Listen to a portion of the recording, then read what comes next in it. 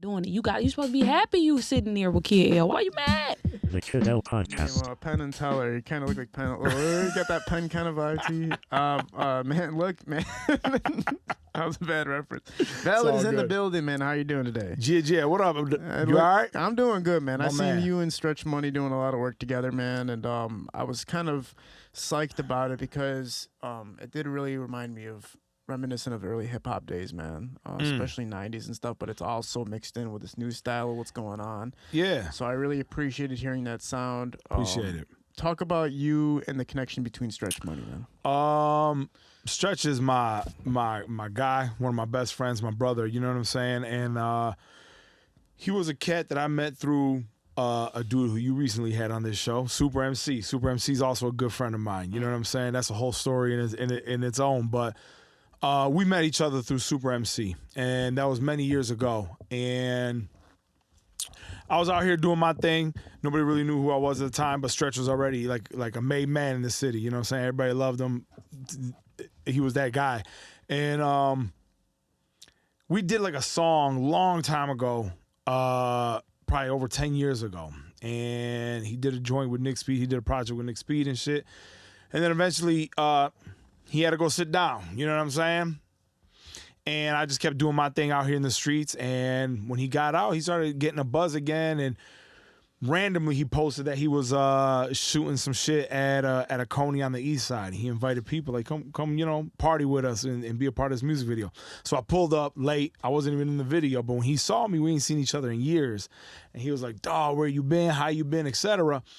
He invited me to jump on a song. I invited him to jump on a song. And then we realized, like, we both wanted to do a similar concept project that was like very 80s-esque without sounding 80s-esque, but just the energy, the vibes, the type of shit, the type of samples we wanted to flip and everything. And he was like, let's just do it together. Let's do an EP.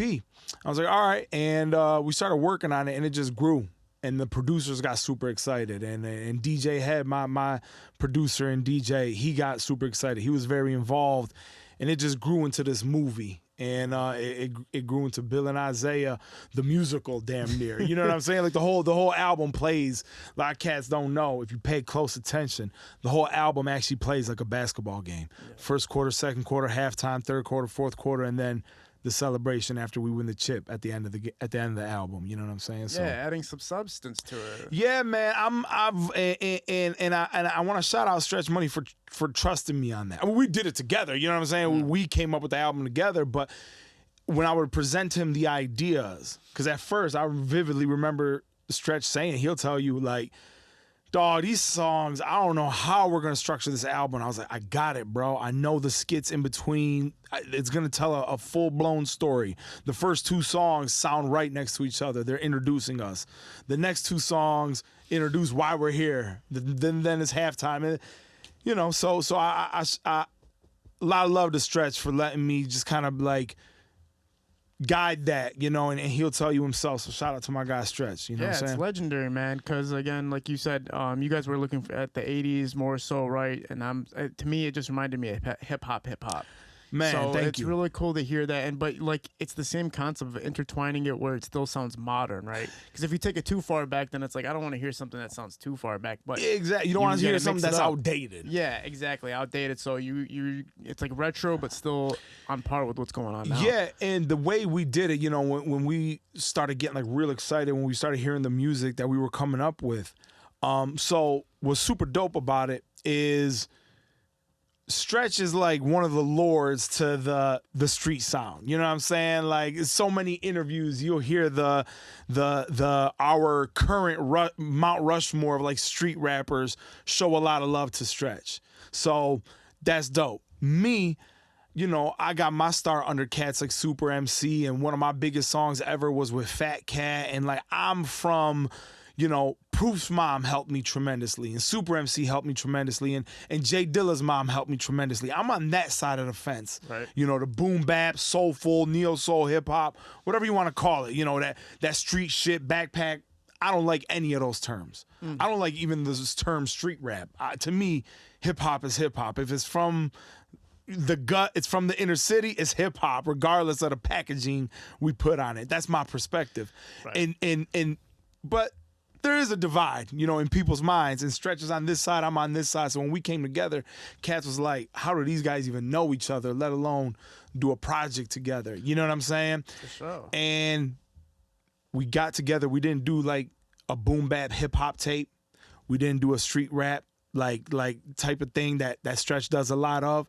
And I feel like we made a project for everybody by making a project for nobody. You know what I'm saying? We didn't cater to no market, and everybody loves it.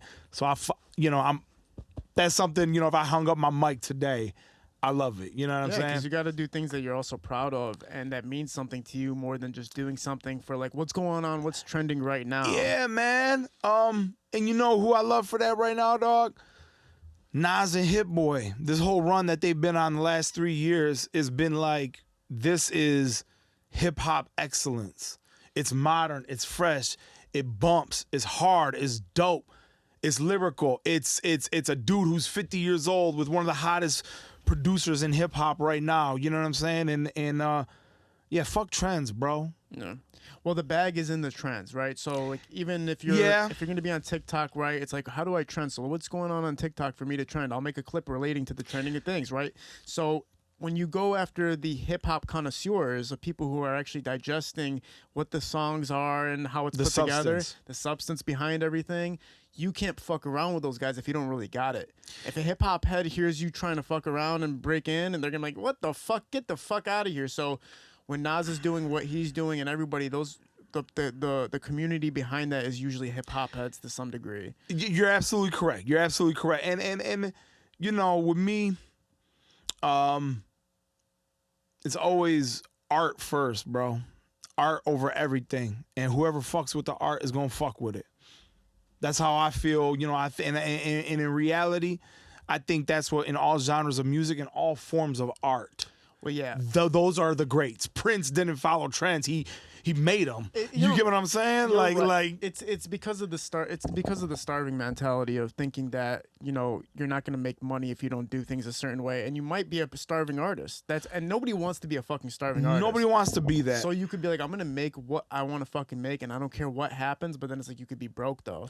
When you could have the talent and ability to find success. This is true. This is true. Things. But you know what? When I was a kid and I picked up the pen, I didn't pick up the pen to become rich. Mm-hmm.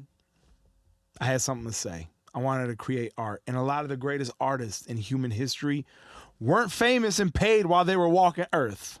Yep. You know what I'm saying? They say this about, and if I'm wrong, you know, go ahead and correct me in the comments. But like, when they say this type of shit about like the Mozarts and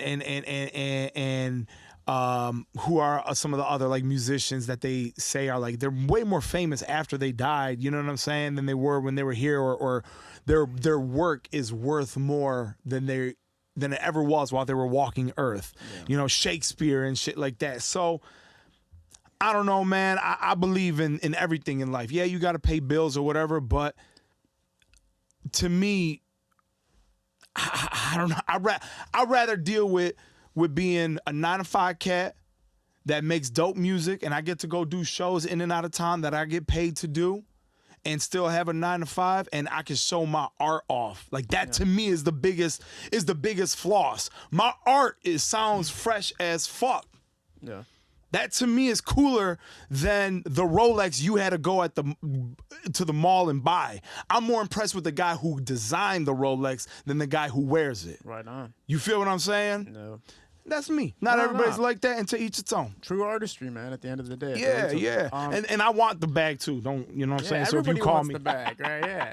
It's you know what I'm saying? It's a thing where, don't get it twisted. You don't want to be a starving artist, so you do have to find ways to where, like, okay, where do I fit where I can actually make money? Yeah. Being a starving artist is definitely not a good. It can't be a good feeling forever. Eventually, certain people have breakthroughs. Yeah. Even Steve Harvey had like a tragic story of how he didn't find success until like his 30s. Like he went homeless before he became Steve Harvey. You know what I'm saying? Man. So there's a lot of people who go through tragedy. There's actors that don't get their major role until they're in their 40s and 50s and shit. Yeah. It's at the end of the day, man. I don't know.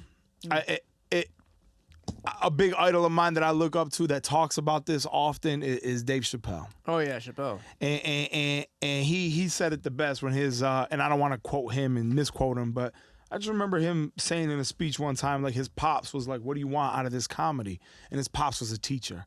Made a modest, decent, good living. You know what I'm saying? They weren't rich, they weren't broke. He's like, if I can just provide for myself telling jokes, I'm good. I made it. And you know what I'm saying? I approach music like that. Yeah. Talk about you brought up the kind of the hip hop shop era days and a little bit pre hip hop shop days when you're talking about Proof and his family. So let's rewind to you. Let's rewind to Sure. Baby Valid. Where's Baby Valid from? Baby Valid is from when I was born. I was born at Sinai, all right, off Otter Drive in the Lodge, and we stayed in Southwest when I was born. My mom's side of the family, so my parents are not from America. They're at the time they were Yugoslavian. My parents are Serbian, and there was a big community of us here in Metro Detroit. And well, there was, you know what I'm saying, especially at that time. And when I was born, we stayed in Detroit. We were in Southwest, and then eventually, when I was still a young lad, we moved to the edge of Detroit and Dearborn Heights. So anybody on the west side, that's off Southfield Freeway and Warren Road. You know where the Boneyard is at, Telegraph and Warren Road. You know what I'm saying? That's my neck of the woods. So Warrendale, which is a part of Detroit that borders Dearborn Heights, Inkster, Redford, Southwest. All my family was in, my whole dad's side of the family was in Southwest. We were there almost every weekend. You know what I'm saying? Yeah. You know, our crib was on Florida McGraw. So that's my neck of the woods. But I went to church when I was a kid, and our church is on the east side of Detroit. It was on Otter Drive and Van Dyke between 7 and 8 Mile, and that's where I was baptized, all the family events, and so, you know, that's my neck of the woods. That's where I'm from. And when it comes to some hip-hop shit, I just remember hearing, like, my uncles and shit in Southwest bumping, like, MC Breed, and you know what I'm saying? And that early dope 90s hip-hop shit. And, yeah, man, I fell in love with it. I fell in love with Biggie Smalls. Yep. That dude swept me off my feet with the music. And then when I got older, I fell in love with, like, some deeper shit. Slum Village, Common. Jay Dilla became, like, a big thing to me. You know what I'm saying? And it's crazy. I never met Proof. I never met Dilla. But both of their moms played some of the biggest role in getting me whatever fan base I got today. So shout out to the Yancey family. Shout out to rest in peace to Mama P. She helped me tremendously. And yeah, so. Talk about your first steps into breaking into hip hop. Being super nervous. And shout out to my homie Boombox, who went to high school with me, and he was a part of a local Detroit hip hop clique, Rhyme Asylum. And I was super nervous, bro. I wouldn't rap in front of nobody, you know, and I remember signing up in high school, oh shit, here we go. Nervous, bro, sweating bullets, dog, you know what I'm saying? And I did it, and I would get through the set, just trying to remember my rhymes, and then when I got out of high school, I was like, bro, you know, I kind of faded from it, but that fire never went away. I was still writing rhymes, and eventually my homie convinced me, and his brother convinced me, man, get out to these local shows, bro. And I go to Sweet 100, man. I dropped, I put together a mixtape that I recorded. It was whack as hell. I really didn't know what I was doing at the time. And but I started doing the shows, man. I went to Sweet 100 on Finkel and Schoolcraft, if I'm correct. And or Plymouth and Finkel, something on the west side right there. And I started doing shows at Sweet 100, Tropical Hut, Bullfrog, Club Status. And for years, I just cut my teeth. And then I started going to a place called 5E Gallery, where the more, because at the places I just mentioned, 98% of the shit was what I said earlier, that street shit. You know what I'm saying? And I was more into at that time, I was bumping Mos Def, Heavy as Hell, Common, and Slum Village, and Jay Electronica was fresh at that time. You know what I'm saying? And he's still fresh, but he was hot at that time. So when I was doing these real hip hop songs at these street ass, hood ass motherfucking spots, and then probably the songs weren't even that dope at the time either. You know what I'm saying? So it just is what it was. But when I discovered a place called 5E Gallery on Michigan Avenue, this is where the real MCs is at. This is where the real producers are at. These are where the cats that can really freestyle off the dome and the hip hop purists, as you would say, would go. And then I really started honing my craft there. I met DJ Head, who was Eminem's DJ and producer for many years. And he just kind of took me under his wing. Super MC took me under his wing a little bit.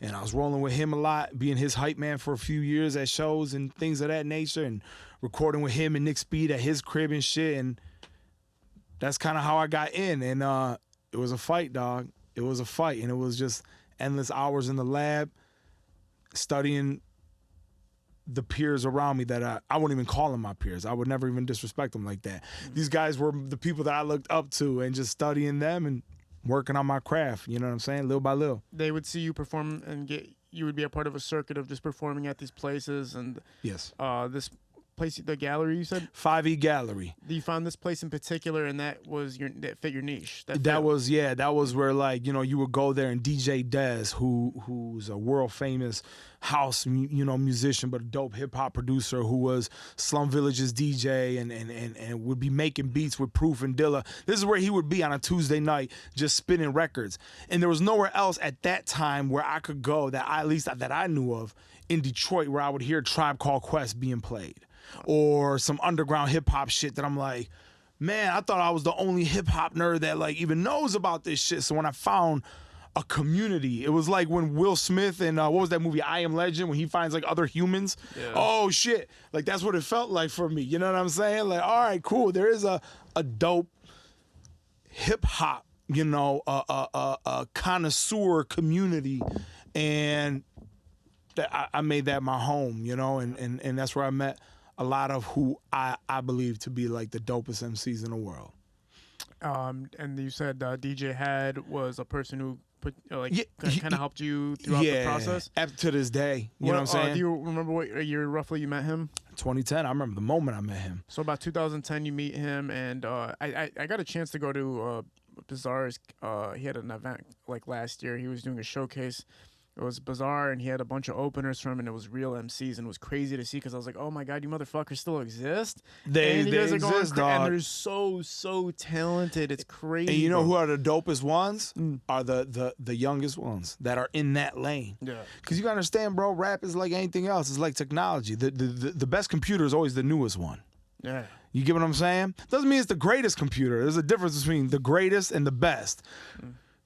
Jordan, to me, this is not the point of it. I'm just using this as an example. I don't mean to spark a basketball debate. Jordan will forever be the greatest of all time. Will he be the best of all time? Those are two different things. You get what I'm saying? The best video game system ever is the freshest one on the market. The greatest one is always going to be NES, bro, Nintendo, A and B, Mike Tyson's Punch-Out. Nothing going to beat that. You know what I'm saying? Because nothing changed gaming as much as that console did. The Model T is the greatest car ever. The best car, the fucking newest one, bro, that just came out. Because it has everything that one did, and it's innovation on top of innovation on top of innovation. So when I hear these like raw, hungry, young MCs, oh, bro, y'all can't fuck with them, bro. Yeah. Dango 4-Lane, you know what I'm saying? Shout out to my guy Dango. Like, it's so many of them that are just out cold with it. Two cats that always catch me when I see them is Mike Phelps and that's my guy. Asaka the Renegade. That's my guy.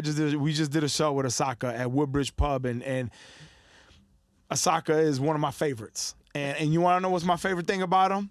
He cool. He humble. You can talk to him. He ain't got no ego. He ain't got and there's a time to have an ego. I'll have an ego when I need to use it as a fucking weapon. But in general, come on, dog. I don't give a fuck if I sell 2 million copies tomorrow. What up? How you doing? I'll never act like my shit don't stink.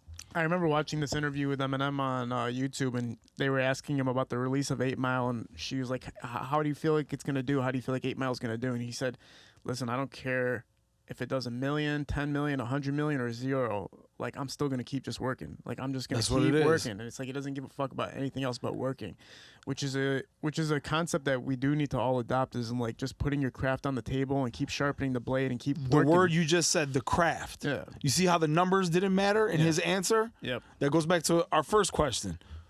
The numbers is whatever. The trophies is whatever. It's the craft. To me, that's Mamba, Kobe Bryant mentality. The dude had 1 million fucking championships, all-star this, all-star that. Why is he still playing till he was in the late? Why are you still on the court, first one there in the gym, last one out? Yeah. because I want to get better at basketball. It don't matter how many trophies I already won, how much money I made. I'm in love with this craft. Yeah. You got to have that mentality. Did you get to go to the hip hop shop? I got to go to it when they reopened it. Bank Rose? What was that? Under Bank Rose or the original hip hop shop? It was the original hip hop shop that, if I'm correct, a couple cats from Iron Fist Records opened it up and whatnot. They bought the original location from the 90s that Maurice Malone had, that Dilla and M and all them cats were at. And they bought it, I would say, around 2015, 2016. And they reopened it and they called it the original hip hop shop. And I got to perform and go to that version of it. But when the sauce was in there, when the Royces and the M's and the you know the Elzais and the Dillas was in there, and DJ Head was a DJ in there. He was like the resident DJ in there.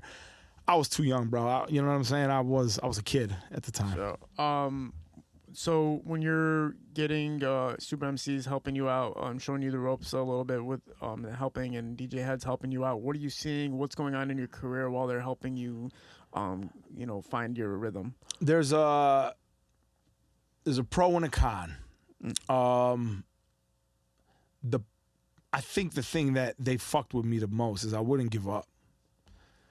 If my shit, somebody said, like, yo, Valid whack, it was bulletproof vest. It don't matter. All right, I'm gonna get better then. Like, that's a pro. And those, when you asked me about that time when like I would record a song, take it to DJ Heads, and he would critique me, or when I was doing all these shows with Soup, I had a couple dope songs and here and there and whatever. It took me a while to like really hit my stride with this music shit, with the art of it, the craft of it. But I was still releasing material even before that. And the pro and the con is like, damn, this motherfucker's still going. Like, it makes people want to help you when you help yourself. You feel me? The con to that is I was probably putting out shit that should have just stayed in my computer as a rough draft. Right. You feel what I'm saying? But you live, you learn, you go, and it's kind of cool now when cats see me and they like bump Bill and Isaiah, or they bump my Mihailo album from a couple years ago, or they see like DJ Premier and Static Select playing my joints, and they're like, it's kind of like a backhanded compliment, but I know they mean well when they say, yo, dog, I didn't think you had it in you. Yeah. You know what I'm saying?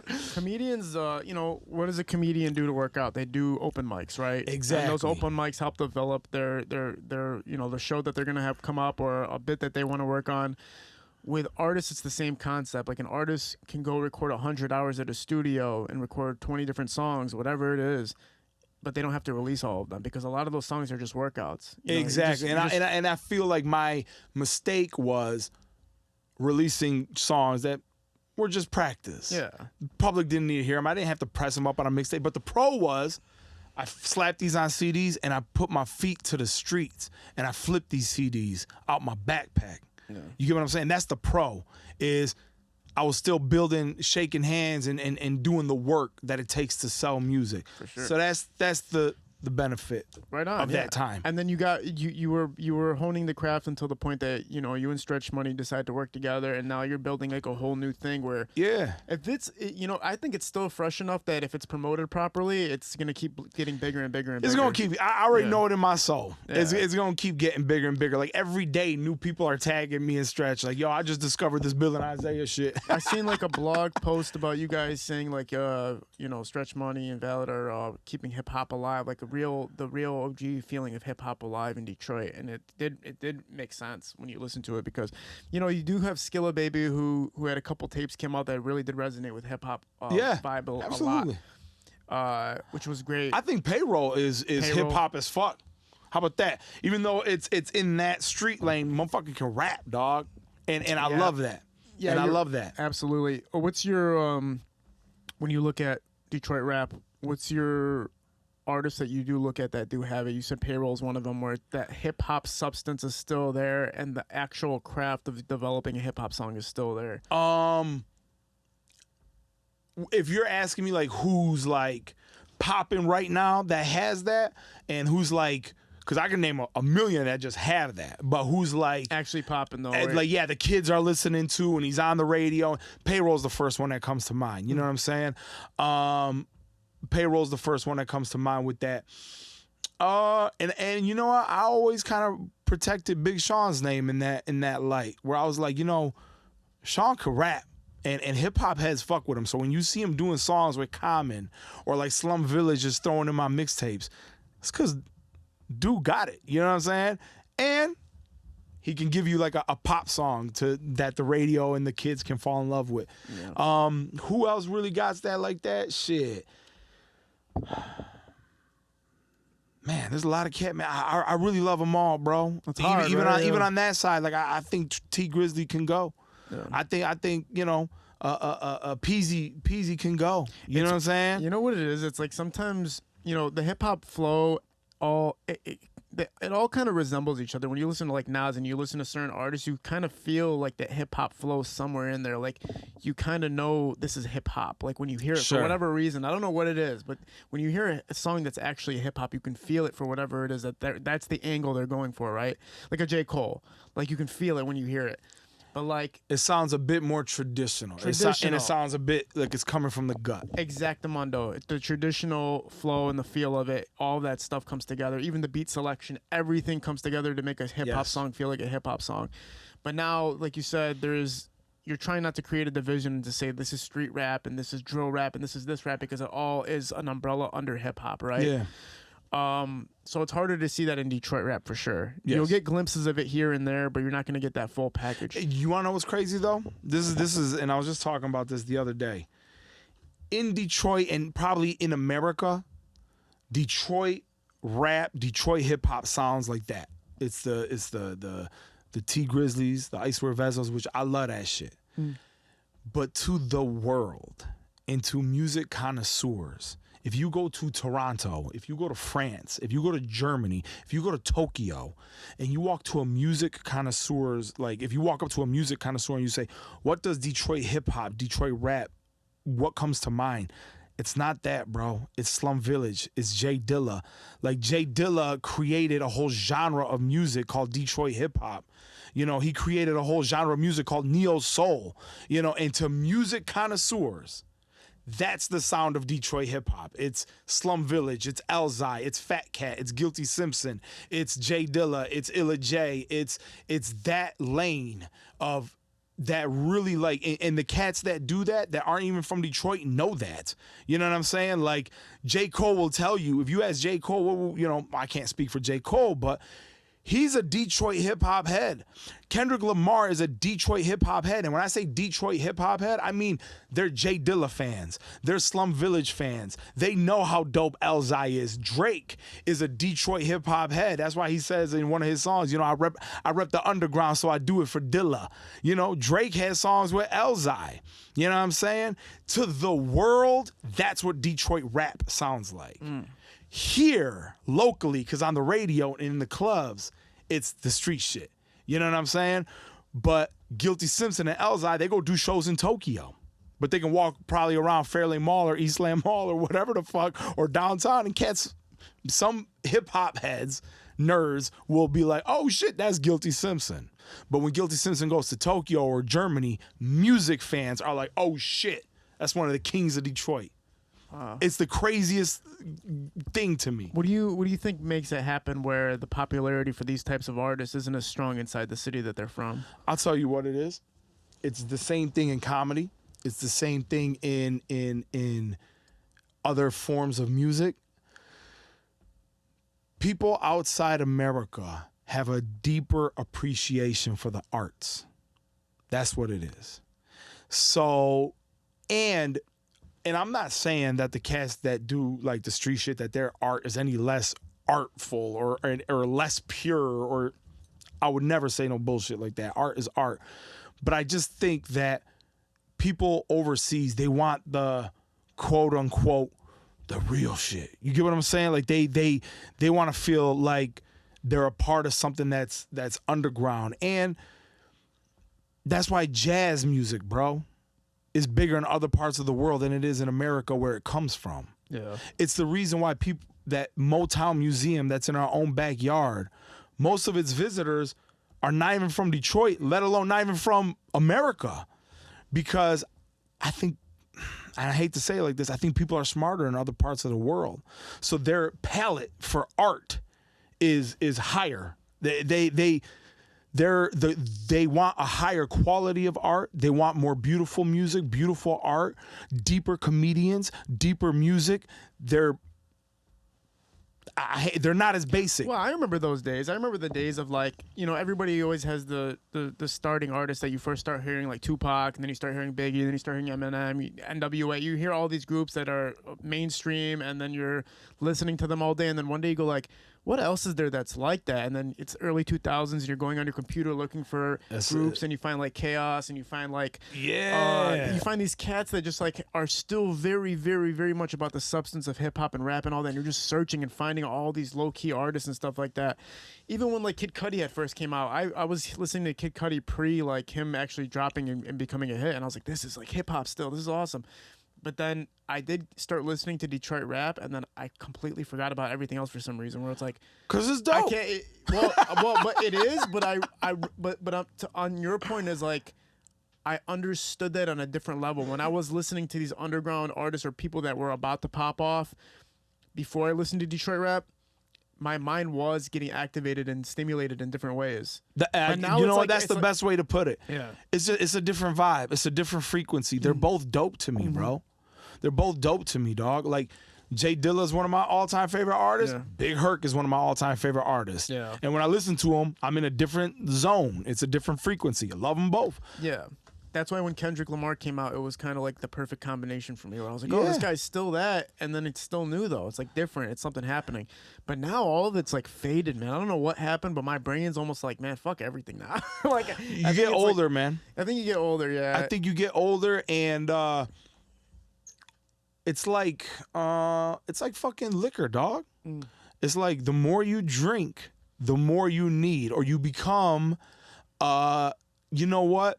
A lot of people, they get older and they say, I'm going to drink less. I'm going to only drink what I really like. Like, I can't just throw back a Budweiser now.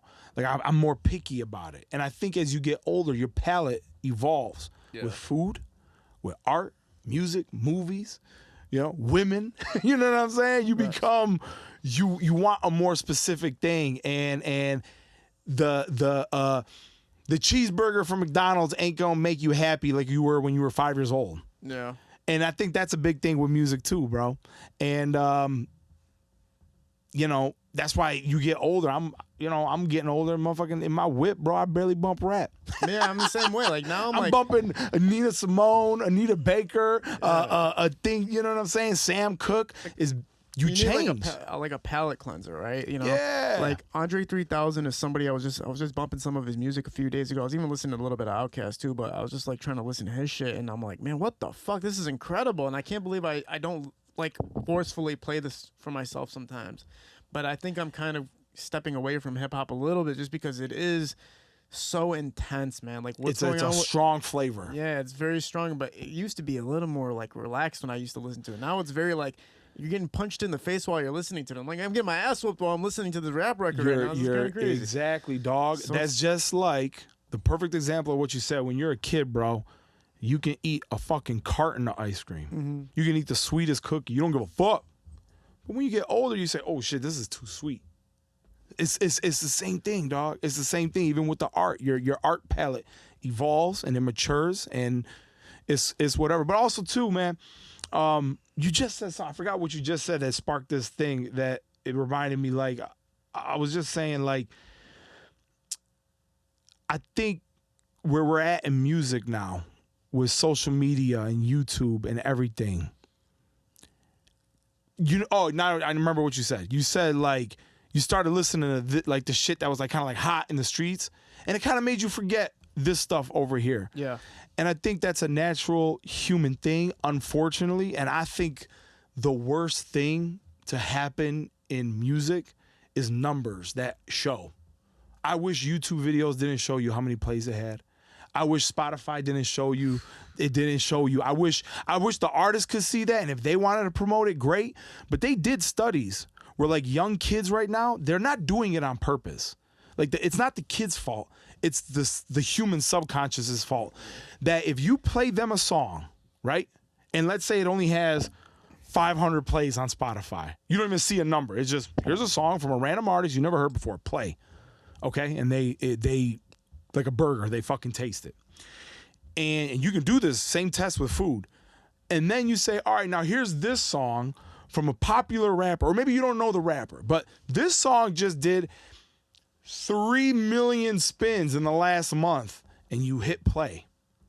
Their mind is automatically going to think this song is better subconsciously. Yep. Subconscious. And record labels know this. Yep. That's why they pay for fake streams and fake views, because that number got to look good in order for people to like the song. Absolutely. And it's not because the kids are nefarious. It's not because the listeners are nefarious. It's just the fucking lizard brain, bro. You want to be a part of something. You want to like what everybody else likes. I do that too a lot, where I'll go on YouTube and I'll search something I'm interested about, and then I'll go to the highest viewed video about the topic. But then sometimes I'll be like, let me just see what this other cat's talking about with 5,000 views. And then that guy will have a way better perspective of what I was See looking what I'm for. saying, So- kid? But then I'll be like, I'm not going to watch it because I want to see what everybody, I want to be a part of the community of everybody else talking about it. Exactly. And this is where marketing comes in. Yeah. This is why record labels have budgets to hire TikTok influencers or people who tell the artists how to use their TikTok, because they understand. I was in LA and I was in these meetings, bro, me and DJ Head, and they're like, well, you know, so these people that we hire to help our artists, they have like inside scoops on how the algorithm of TikTok works. Bitch, what the fuck that got to do with the loop, with the drums, with the singing? Oh shit. That's, to me, if I rule the world, Nas, Lauryn Hill, if I rule the world, when you go on YouTube, it doesn't show you how many numbers. That's a beautiful. You go to Spotify, it doesn't tell you this song has 18 billion spins, because I think it's unfair. Yeah. And it's not fair. Now no longer are you walking into the museum saying, do I enjoy this piece of art? You're looking at what's the most popular piece of art. Man, and you're not even doing it on purpose. You're just doing it. I do it. You get what I'm saying? I do it too. It's Exactly. beautifully put. And it's programming, bro. It's bullshit. I'm going to take 2 minutes. Is that cool? Yeah, take your Let's time. get it, baby. Let's do it. Before we got off, we were talking about how you're basically, the illusion of success is what gets people's attention to listen to something or watch something, more than the fact that it actually has some weight, substance, or something that you actually might like more, which is crazy as fuck, right? So like me, and you're right, you're absolutely right, because if something's new, something's fresh, something's being talked about a lot, I'm more likely to listen to it than I am to somebody new that's dropping, which is really crazy that we're talking about this, because yesterday at 3 o'clock in the morning, I was about to close my computer down and I found a YouTube video that just got uploaded with one view from an artist nobody's ever heard of, and it was one of the greatest songs I've ever heard in my life.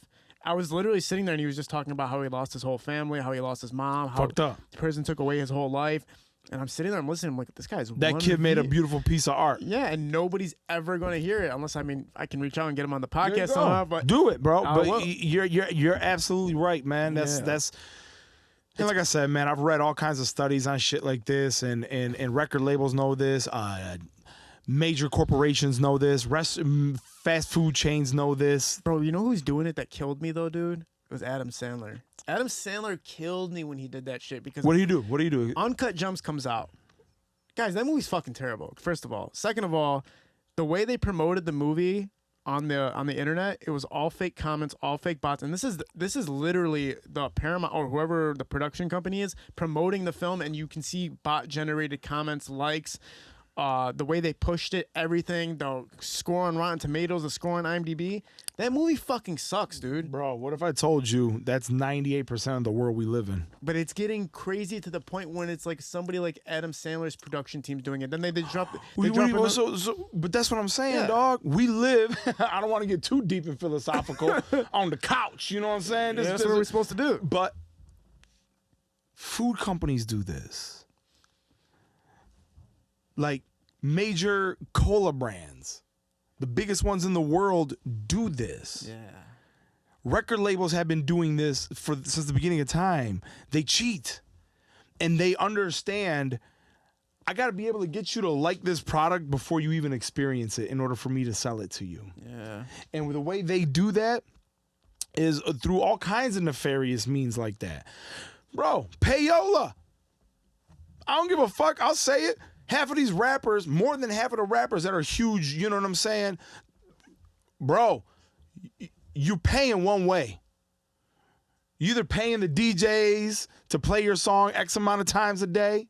You're paying so-and-so douchebaghip-hop.com to post your video. You're paying this guy who has 300,000 followers on Instagram. Hey, will you post my video? Yeah, I'll post it. Famous rappers got caught doing this. Famous rappers got caught not only charging inspiring rappers to post their shit during COVID because they didn't have shows and they all got busted. Famous rappers also got busted for doing what you just said Adam Sandler's doing. Bro, major labels understand this to a T. There's laws against this. It is against the law if I start a fucking, let's say I start an energy drink. It is against the law for me to pay Muscle and Fitness magazine to write an article about how good my drink is. But it happens every fucking day. It's illegal? That's illegal to do. It needs to be shown on there that this is a paid advertisement. That's why when you listen to the radio and it says this has been a paid advertisement, blah, blah, blah, blah. Because laws passed back in the 50s and 60s when Dick Clark got, accused of all the payola shit, that he was taking money to play certain band songs and he denied it and he got found innocent. But the government stepped in and they said, look, if you're a magazine, if you're a newspaper, if you're a radio station, you need to pick what songs you play, what you say about the new chocolate bar or whatever. That needs to be pure information. Really? You cannot influence the public based on somebody paying you. Payola's illegal, y'all. People don't know that, but there's no police that govern it.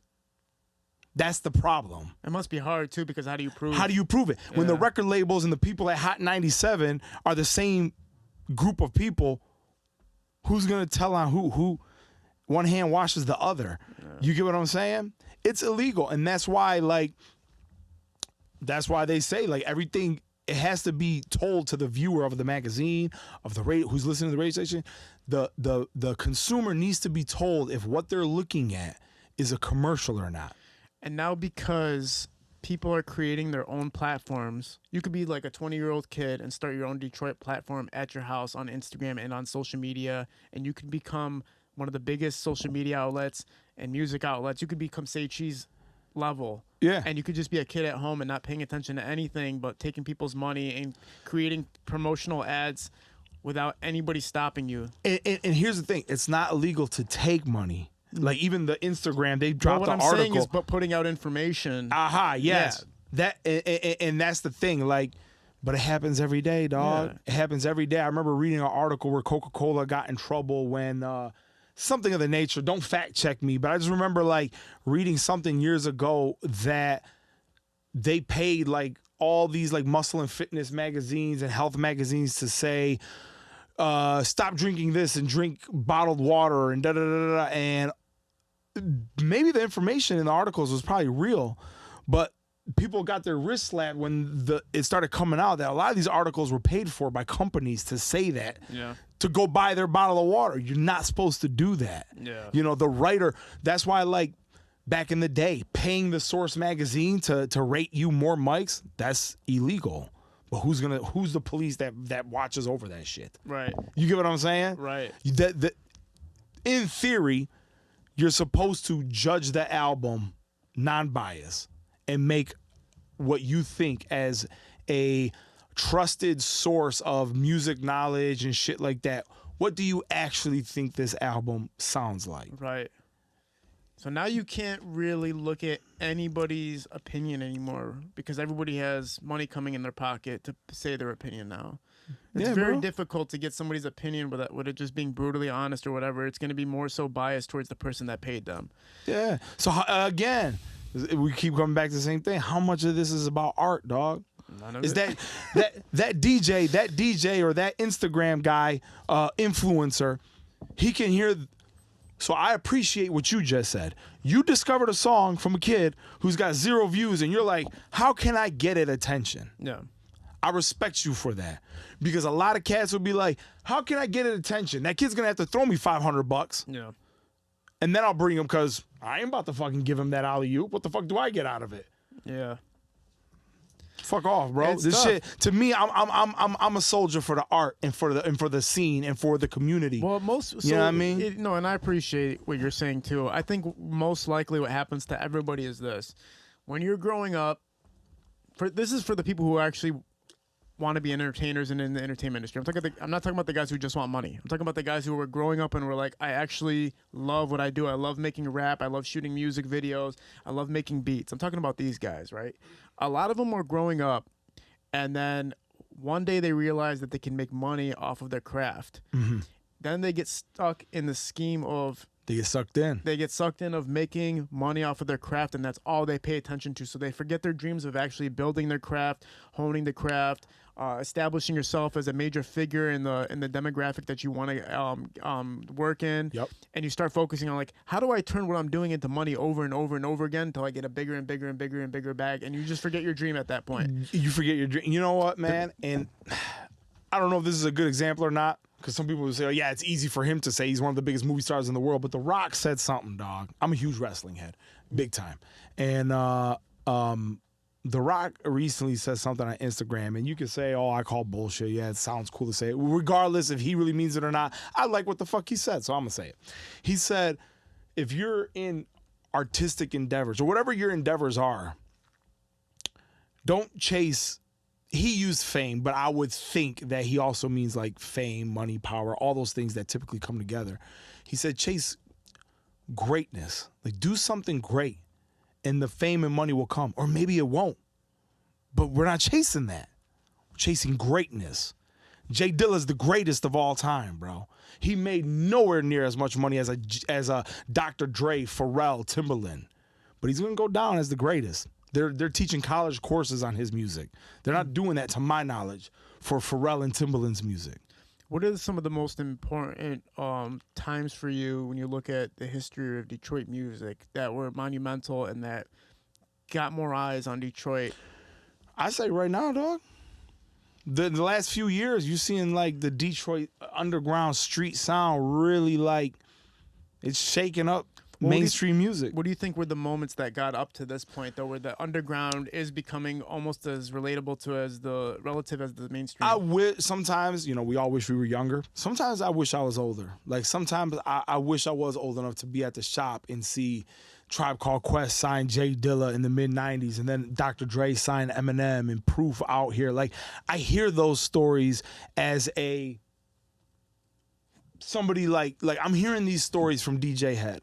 I'm hearing these stories about Proof from Super MC. There's a part of me, I wish I was there to see Dilla pull up in the Escalade. But they say in those early 2000s, bro, like, in Blade Icewood is hot. Rock Bottom is hot. Cheddar Boys is hot. D12 is mainstream hot. Like, they're all over MTV and BET. Jay Dilla is one of the most sought-out producers. NSYNC is trying to get him to produce a song. Like, Detroit was something so fucking dope. And I wish I wasn't... Sometimes I wish I was older to see that moment in history, that early 2000s when Dilla was out here getting people, getting people some shine on a national way, and Eminem's out here signing Obi Trice, and Obi Trice is one of the fucking baddest motherfuckers in the world. And even though 50's not from Detroit, he blows up, and that's still all related kind of to this city because of M and Obi and D12. And I wish sometimes I was older to see that with my own eyes, like how Super MC saw it, or how Stretch Money saw it, and how DJ Head saw it, and DJ Dez saw it. Like, I hear it like these are my aunts and uncles, motherfucking, Redbone talks about that era, and Jessica Caremore, like, these are my aunts and uncles at least in my hip hop family, telling me these stories of like people from my family that I didn't get to meet. You know what I'm saying? It's like, I'm like, damn, dog, I wish I was able to see, these legendary battles at the Lush Lounge and DJ House Shoes doing this at St. Andrews. But you know what else I tell myself? I got my own story. and I got to see some wild shit at 5E Gallery. I got to be a part of my own story. You know what I'm saying? A DJ Head, when he talks to me, bro, and this man has been in the studio with Dr. Dre and Eminem, and he's DJ'd for them all over the world, bro. And he has Grammys and platinum hits that he produced. I think he would say he's so excited right now for what me and Stretch are doing. Yeah. Like, this to him is so fresh. When we did our release party, like, I almost cried when he told me, bro. Like, I got goosebumps when he told me. Like, he's like, I've been all around the world, dog, and I've been DJing for 30 plus years, from the hip hop shop to Bringston Academy for Eminem and Dr. Dre and Saturday Night Live. And he goes, one of my top moments. And he was the DJ for Up in Smoke, maybe the greatest tour ever. You get what I'm saying? He was M's DJ for that. He was one of the greatest moments of my career was y'all fucking release party at L Club a few months ago. And it goes back to what you were talking about. He's like, first off, we packed it. And he goes, never has there been, and these are his words, maybe some people may feel different, and that's cool, but DJ Head told me, he was like, there was never a gray area for like the J Dilla fans and the Blade Icewood fans. And he goes, and what y'all did with Bill and Isaiah at L Club, there was people of all these different sectors of what we call Detroit hip hop that are so branched out so far from each other in one building. He's like, the street motherfuckers that were there that don't even listen to Slum Village or Elzai and none of that shit. He goes, they were there. And then the people that don't even listen to the T Grizzlies and the Vezos, they were there. You know, the hip hop purists were there. The fucking white boy suburb backpack rappers were there. Like, he's like, all these different parts that make up Detroit hip hop culture were in one building. He goes, I ain't never seen no shit like that. Yeah, because when somebody like Stretch Money too, as well as the music that he's released in his career, applies himself to this type of music, right? And you're a part of it too. And you're bringing in something that's very organic because you are a hip hop enthusiast. Like, you are about hip hop. Sure. You're just about hip hop. You're not about, I don't remember hearing a street rap song from The you. closest thing I got to that, man, I had a joint that got some radio spins. It was me, Dusty McFly, and Nisha Nashay. Really? I dip my toe, every now and then, but because I enjoy that style of music. But I gotta stay true to myself at the same time. How do I feel that day? Yeah. You know what I mean? And very rarely do I feel like, yo, give me that motherfucking hard ass hell of a beat. Like, I'm gonna talk like. Well, that's the thing. So when you got somebody who's like a purist when it comes to that style of music, right? And then you got Stretch Money who has his style, which can go from the streets to having the hip hop intention with it as well. Yeah, he's and one of the most diverse. You combine those forces. That is why you have such a diverse group and audience at the club that night, which is a very, like, I get what he's saying now. Like, it's needed to be done because we really can't forget about the underground, and you really can't forget about hip hop from Detroit. And it's so funny too. What's so dope about that is, like, cats who are like die hardcore like Stretch Money fans that are just learning about me. They'll reach out to him and be like, "Yo, your white boy friend can really go, dog." You know what I'm saying? And now it's funny because it's like a lot of times cats in the hip hop scene, they always knew Stretch could really, really rap. They always knew it. And now they're just on some like, yo, I didn't even know Stretch was like that. And it's just funny because Stretch would be telling his people like, oh boy been dope, dog. Yeah. Like, his shit been getting played. It's just not in this lane. And I'm saying the same thing to my people, like, bro, Stretch been rapping his ass off. Just y'all maybe stop paying attention because he didn't maybe have a song on the radio like Take Money to Get Money was. But my man's been cranking out heat. So it's dope. You know what I'm saying? I know, and I do see it, and it's the market that you're in, right? Obviously, that it makes it a little bit more difficult, right? When you like, there's a culturistic aspect of it, and there is a race does play a part in some people clicking the play button and whatnot. Sure. So even I do it. I'm not gonna lie. Even sometimes I'll do it. Like, what's this Indian dude trying to do rapping right now? Like, or whatever. I'll even like watch myself. One time I was listening to this podcast. And Shout out to all my Indians who rap. Yeah, for real. Fuck with y'all. And I was watching this. Yeah, I fuck with y'all. How many do you fuck with? Name me your top 5 Indian rappers now. You know what's crazy? I think I was just talking to this guy before you got here. His name is Atika. Okay. He's Indian. He has like 800 followers on Instagram. I literally told him to pull up today at 6 o'clock. I was like, pull up, my dude. And then I had to cancel on him last second. But I like this guy. Cool. But I think even sometimes I'll look at myself and I'll look at my old videos. I'm like, what the fuck does this guy know about podcasts and rap? And I'll look at myself and say that of like my earlier videos, and you know, it's like you do sometimes when you see somebody that's not like African American or somebody that's like they look like hip hop, that you do kind of like pass by like, who the fuck does this guy know? It's like, almost like, I always joke with Stretch Money. I go, no white rappers like each other. mm-hmm.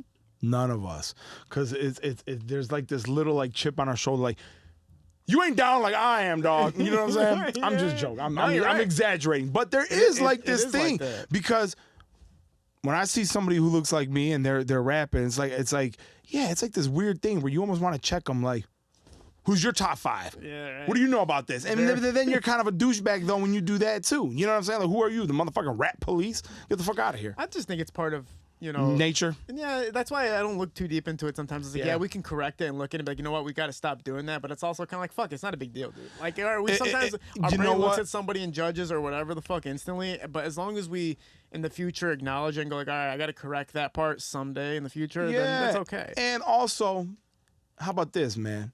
You got to give people, especially when they're young, a chance to grow up. You know how much I know about hip hop now at my age that I didn't know when I first started rapping and I was in high school and shit like that. Let a motherfucker discover shit and learn, you know, and you can't just be like a stickler, like, oh, what do you know about this? Motherfucker, he don't know yet. He gonna learn. When I first started podcasting, I knew about what you're talking about, which is Eminem, Proof, J Dilla era, D12. I knew about that era. I was like, I know this stuff like pretty well enough to have a conversation about it and get through it and all that stuff. Right. But then like hip hop has like rappers from Detroit were like, well, what the fuck do you know about Blade? And what the fuck do you know about Rock Bottom? And what the fuck do you know about Awesome Dre? And all this shit almost.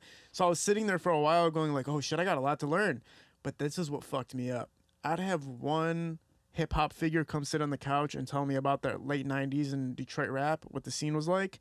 And then I'll have another one come and contradict what the other everything he just said. Everything. So almost like, and then everybody's got their own story. And then every single time a new guy would come on and say, "That's not what happened. This is what happened." And I'm like, "Motherfucker! Well, there's no history book on Detroit hip hop now. This is just word of mouth at this damn point. Yeah. And what you could possibly find on YouTube. Like there is no Detroit hip hop book. It's only the information from the credible, the people who are there and that can really. And speak you're still on taking their perspective. You want to know what I've learned about in life, dog? Two people can be saying, this is going to sound fucked up. Two people can say their version of the truth and it kind of contradicts each other and both be right. Because you're telling it from your perspective. Yeah. And you're not lying. You're being honest. But you only know back in 1997 at the hip hop shop what you saw with your eyes and what you heard with your ears. Yeah. And this man has a different set of eyes and ears, and he was there too, and he perceived it differently. He whatever. So we can paint the same picture, dog. We can tell the same story, but just tell it differently. Exactly. And both of us be right. Beautiful perspective. Val, this is a great talk, man. I'm gonna throw you on the honorary list of guests that I want to keep coming back if you're down. Man, anytime, dog. I'll do this, yeah. This was actually really fun and I don't want to fuck up this microphone. That's a weak handshake. You're good. We'll do another one when we get off. But I have you come back on again next month if you're free, and I'll be there. We'll keep you circulating because it is good to get hip-hop enthusiasts in there. It reminds me of my roots of why I fell in love with hip-hop in the first place. Dog. We're at Parallel Sound Studio, High Low Visuals, shooting these productions. We're out. Peace.